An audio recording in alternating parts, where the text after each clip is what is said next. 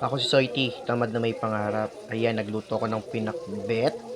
Ito, food trip natin yan. Ayan, no. May kanin na rin ako dyan. Din yung lutong pinakbet. Titikman natin yan.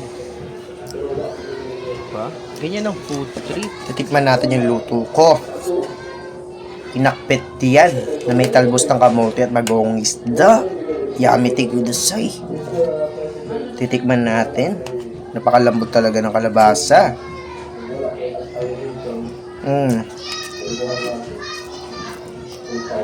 Sarap.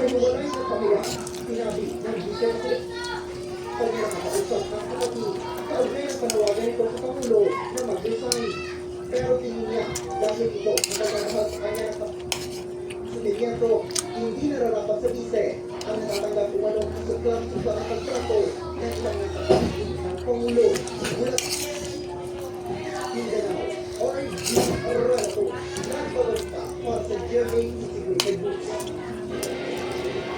Bukod sa nabanggit sa epekto ng Montanero pila, posibleng kayang tao ng mga sinabi ni dating Pangulong Duterte. Sarap.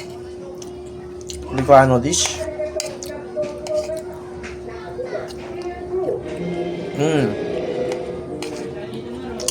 Bago umalis pa Vietnam, tinanong ng media si Pangulong Bongbong Marcos sa pag-ambush interview bukas sa mga sinabi ng pagbibilang ng Pangulong Duterte sa balagtasin nito sa prayer rally sa Davao na aksasyon sa mga gamit ng droga.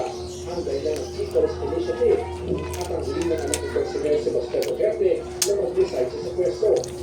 Ito yung recipe, guys. Ayan. Naghiwa na ako na dyan ng bawang. Dinikdik ko na yan. Yan, oh. Mabisang mabisa talaga. Tinadtad na ni Soiti yan. Ganyan dapat ang recipe. Sunod natin yung sibuyas na pampautog. Sarap talaga nito. Nung iniiwa ko pala yung mga aromatics, naglalawi na ako dyan. Yan yung kamatis. Iwain natin. Ganyan. Ganire. Mabisang mabisa yan. Pag niluto na natin.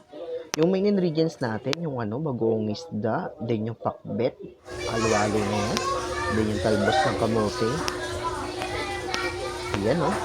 Igigisa natin yung bawang na yung sibuyas.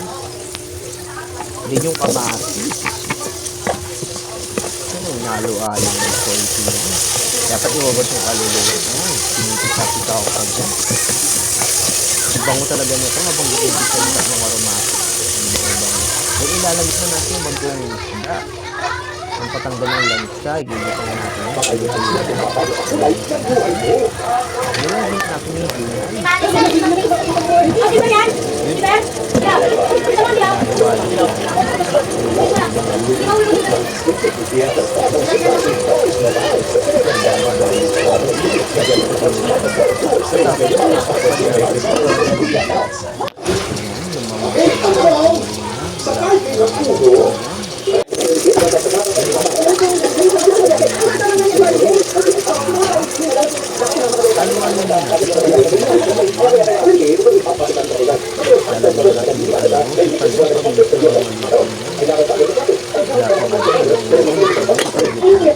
Ayan, tutuloy na.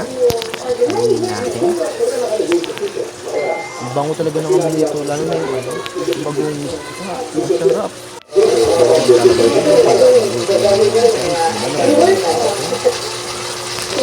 Ayan na, oh.